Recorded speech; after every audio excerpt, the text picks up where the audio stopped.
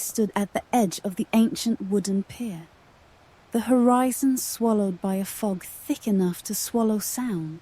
Beneath her, the tide whispered against weathered boards, as if the sea itself was sighing in exhaustion. She tightened the straps of her waterproof camera case, heart pounding against her ribs with a rhythm she barely recognized. The memory of whispering locals in Marrow's edge, warnings left to molder with the town echoed in her mind.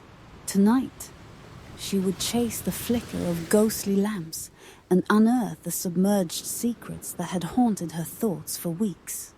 The wind unfurled like a restless spirit around Kaori's collar, carrying with it the scent of salt and something far older. With every step onto the pier, her boots groaned in protest, and a slender beam of her headlamp carved a tunnel of light ahead. Beneath those boards, the water moved in deliberate pulses, as though beckoning her closer. She paused, listening to her own breath and the distant slap of waves against hidden ruins. Here, time had long since lost its meaning. Marrow's edge lived and died under tides that defied the calendar. Drawing in a steadier breath, Kaori affixed the camera to her chest.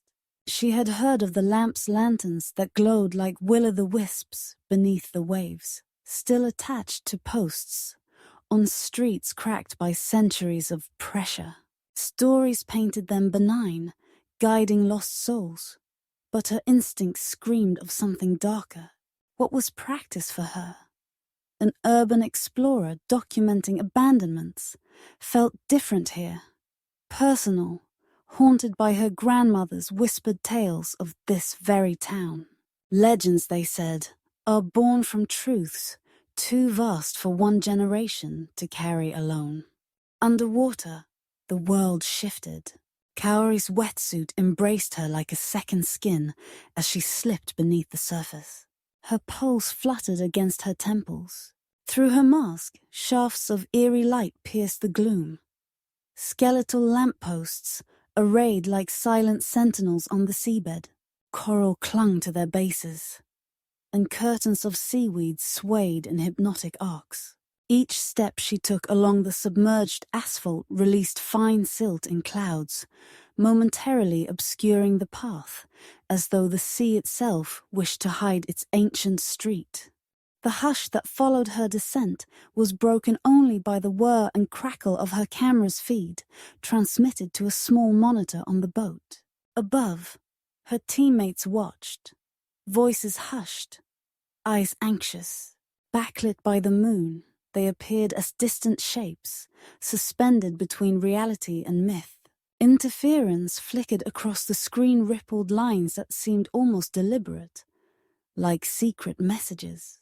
Kaori paused, water pressing gentle resistance against her movements, as though holding her in place to witness what would come next. A soft chime echoed through the water, resonant and unexpected. Kaori's chest constricted. Her tank's hiss became intrusive. Ahead, a colossal clock tower loomed, its hands frozen at midnight.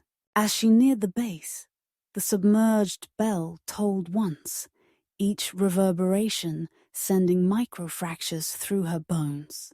No diver's glove had touched the mechanism. No fingers had wrung its shaft. And yet, the ancient tone rolled through her ears, a somber greeting from a world that refused to stay silent beneath the waves. She drifted beside a half-collapsed storefront, its windows gaping sockets revealing furniture adrift in marine ballet. A dusty gramophone, its horn twisted shut by rust, played a warped lullaby that curved around her mind. Notes stretched and dipped, tugging at her memory. Lullabies her mother hummed long ago. Kaori's heart stuttered as she watched a single crested wave of melody ripple through pungent water. In that warped serenity, she felt both welcome and endangered, as if something had composed this dirge in her honor. Beyond the storefront, a street lamp flickered on with a muted glow. It cast pale lines through the haze, illuminating a marble statue of a woman frozen mid-step. Her gaze, sculpted in stone, seemed to follow Kaori's every breath. Seaweed curled around her ankles like adornment, and tiny anemones dotted her shoulders. The lamp sputtered, and the statue's eyes brightened, reflecting Kaori's own wide stare. A shiver danced along her spine. These were the former residents of Marrow's edge, petrified in time and tide, among them a gallery of relentless watchers. From the corner of her mask, Kaori caught movement, a flicker of silver among subdued dark. A school of pale fish darted between lampposts, scattering like whispers escaping doomed lips. The camera light cut through their silvery scales, scattering shards of brilliance across walls encrusted with barnacles. One fish lingered, hovering as if taking measure of her presence, before it flicked away into a narrow alley. Kaori followed, drawn by curiosity and dread, her movements deliberate and slow, each one probing the silence. In the alley's heart lay an arched doorway, its wooden frame cracked and held in place by iron brackets. Kaori steadied herself against the lintel, the rush of her own breath magnified by the lack of other sound. She toggled the camera's auxiliary light, revealing once grand rooms where water had become chandeliered by hanging moss. Tattered curtains drifted in the current. A filing cabinet lay open, its drawers twisted, papers curling like leaves underwater. She reached out, fingertips brushing a faded photograph, smiling faces, lost to the tide. A soft hiss of static heralded a shift. On the boat, Kaori's friend Aiko frowned at the screen, hands inching toward the controls. The interference grew stronger, voices surfacing in the white noise, indistinct whispers that morphed into names. Kaori. Kaori. Each syllable unraveled her confidence, threading it through fear's needle. Underwater, the glow from the lampposts dimmed and reignited one by one, pulsing like a breath alive, deliberate, probing her resolve. Kaori's heart beat in time with the lights, captive to their rhythm. She left the doorway behind, following a main street that curved toward the town square. Around her, buildings crouched like ancient beasts, their windows dark eyes reflecting nothing but shadow. The asphalt gave way to cobblestone, each stone pressed down by a century of weight. Small air bubbles escaped from crevices, drifting upward like ghostly moths escaping prison. Every exhalation felt monumental, as though she carried the entirety of Marrow's Edge's history strapped to her back, urging her forward into the unknown. When she reached the square, the statues of former residents multiplied. Men, women, and children stood mid-motion, one reaching for an invisible hand, another bent forward as if mid-conversation.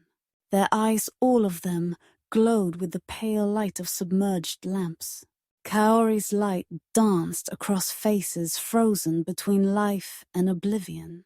She approached a figure that bore an uncanny resemblance to her grandmother, down to the faintest line in her cheek. Her breath caught, memories tangled with this silent witness, binding Kaori to a past she had only half believed. The glow intensified. Darkness receded into penumbra as dozens of lamps blazed to life. Reflections shimmered on the brick walls, painting illusory silhouettes that moved of their own accord. Kaori felt small, isolated in this cathedral of water. The water around her vibrated, a deep thrumming beneath the hush. She reached out toward a lamp whose filament glowed like a captive star, fingertips brushing the cold metal. A sudden tremor rattled the lamppost. The glow tilted, and the filament pulsed wildly before snapping off. Blackness descended deep and complete. The beam of her camera ceased in the void. Panic pricked her senses. Time stretched and recoiled. She sank slightly in the water, training her ears on the void. Then, from all directions, dozens of eyes kindled, glowing across every surface lamps reborn in living likeness. They floated like will-o'-the-wisps, encircling her in a spinning dance of light. Kaori's pulse thundered as she plunged into instinctive flight, thrusting her arms to propel her back along the path she'd swum. The current shifted unexpectedly, tugging at her suit like unseen hands. Kaori's fins kicked frantically. Each stroke carried the weight of desperation, as if the town itself fought to keep her in its depths. The glowing eyes trailed her, a silent procession marking her retreat.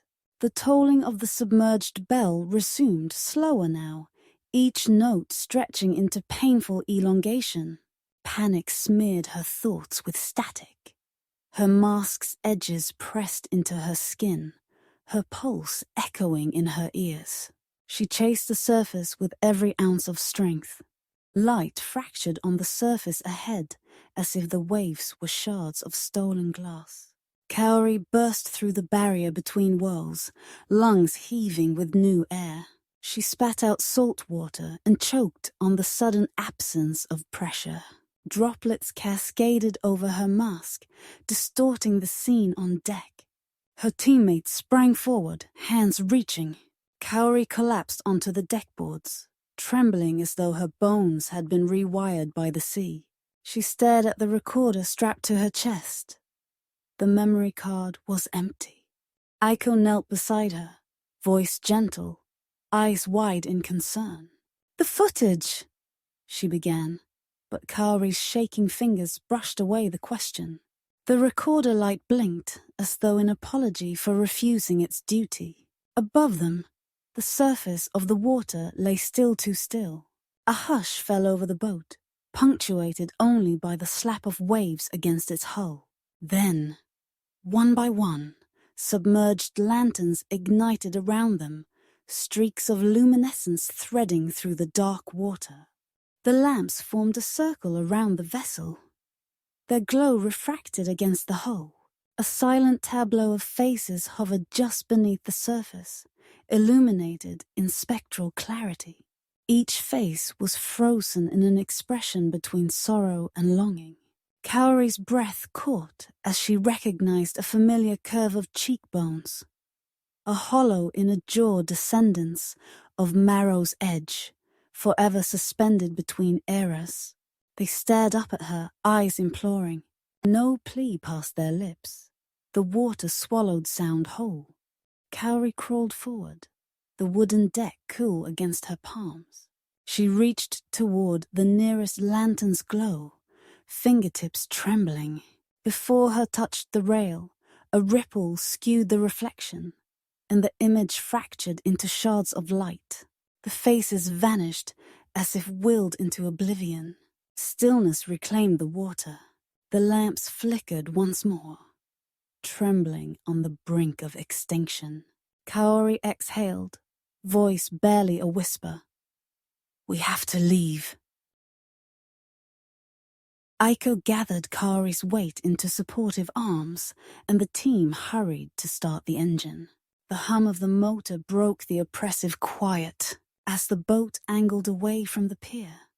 The lamps dimmed one after another, retreating into darkness. Kaori sat slumped against the hull, salt crusted on her cheeks, mind racing to process what she had witnessed. In the cup of her palm, broken glassy tears reflected the moonlight as the boat slid toward open sea. The journey back was silent. Kaori stared at the empty recorder, the files unrecoverable, as though the lanterns had claimed her memories. The water behind them lay calm. No trace of the submerged town remained visible.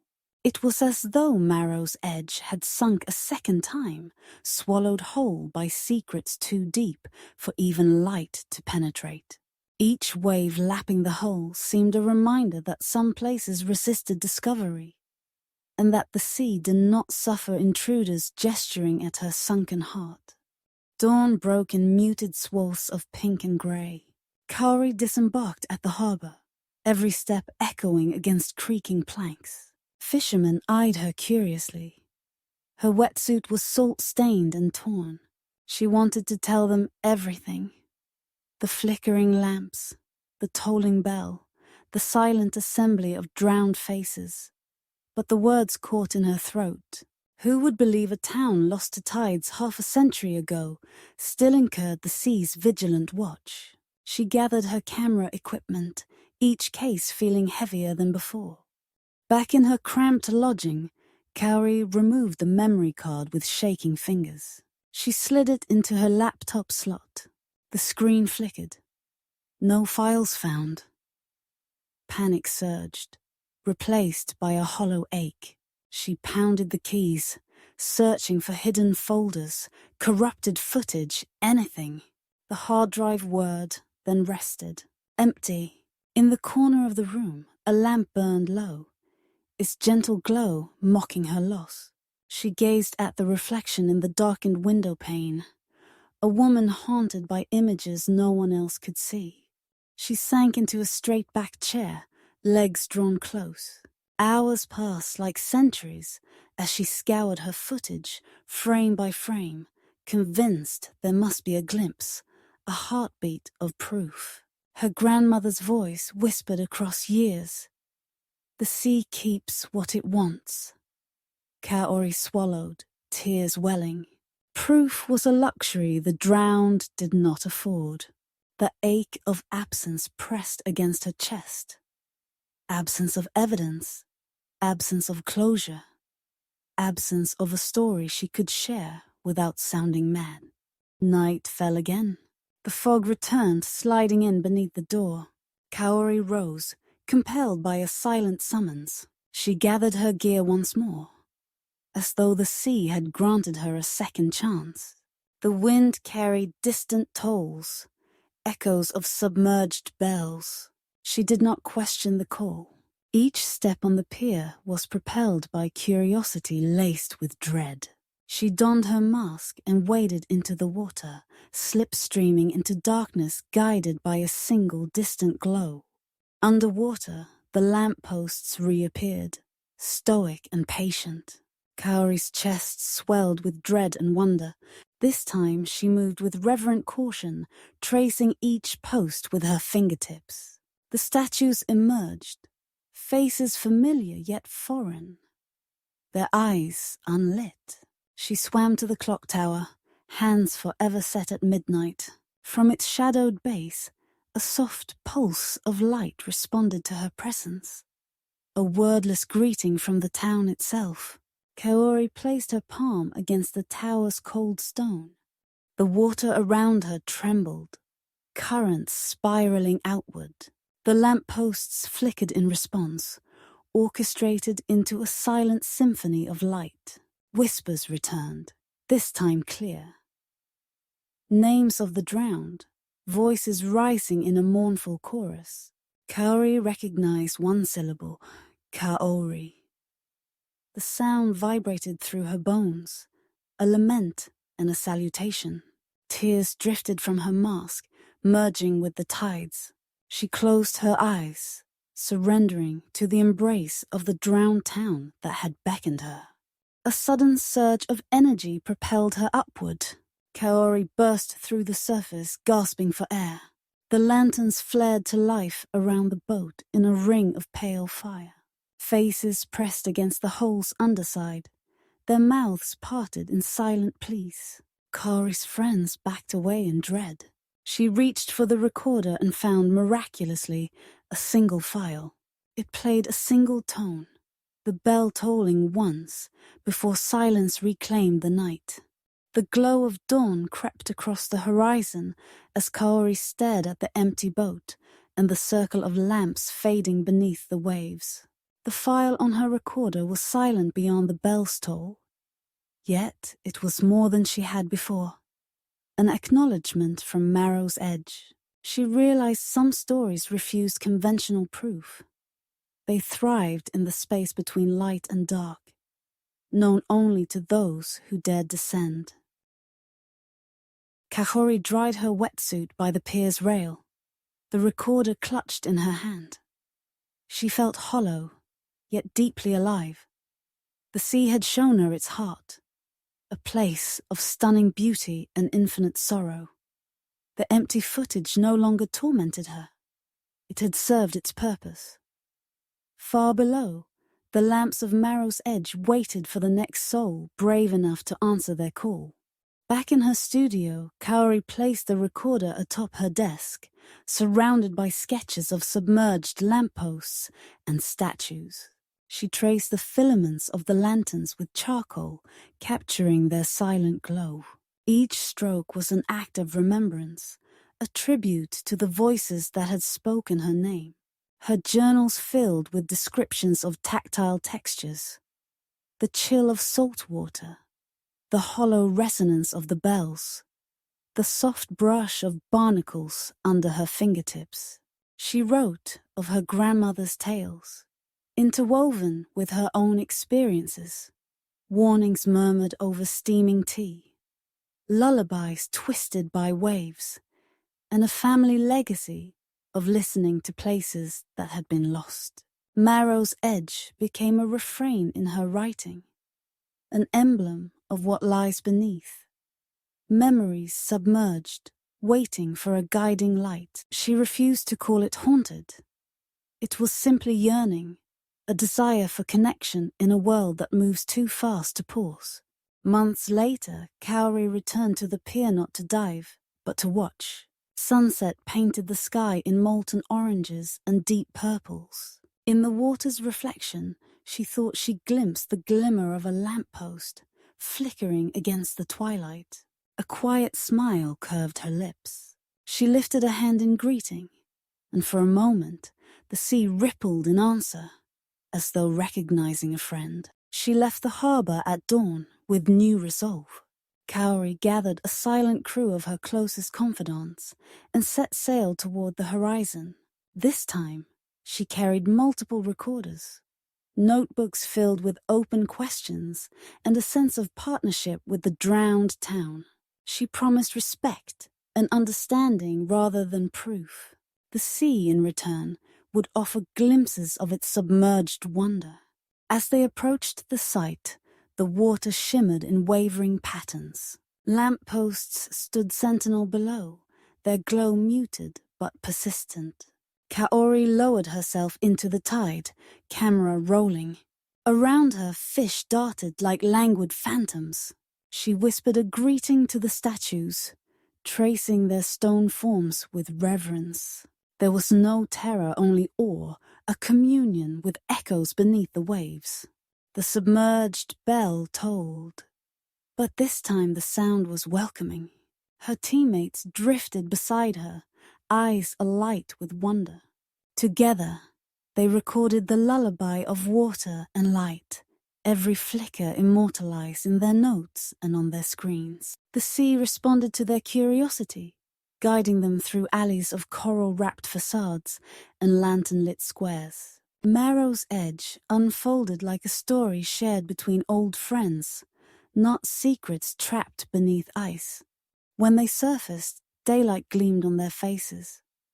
The lamps below dimmed in unison, as though content with her presence. Kaori removed her mask, tears of salt and joy merging on her cheeks. She turned to her crew, voices hushed with reverence. "We've been given a gift," she whispered.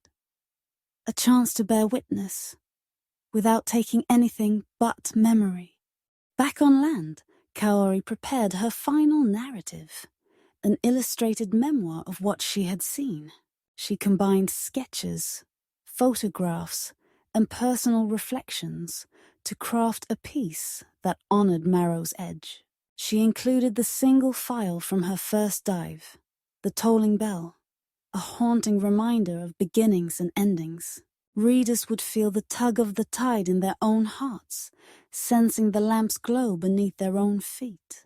Years later, Kaori stood at a silent gallery opening, surrounded by curious souls drawn to her tale.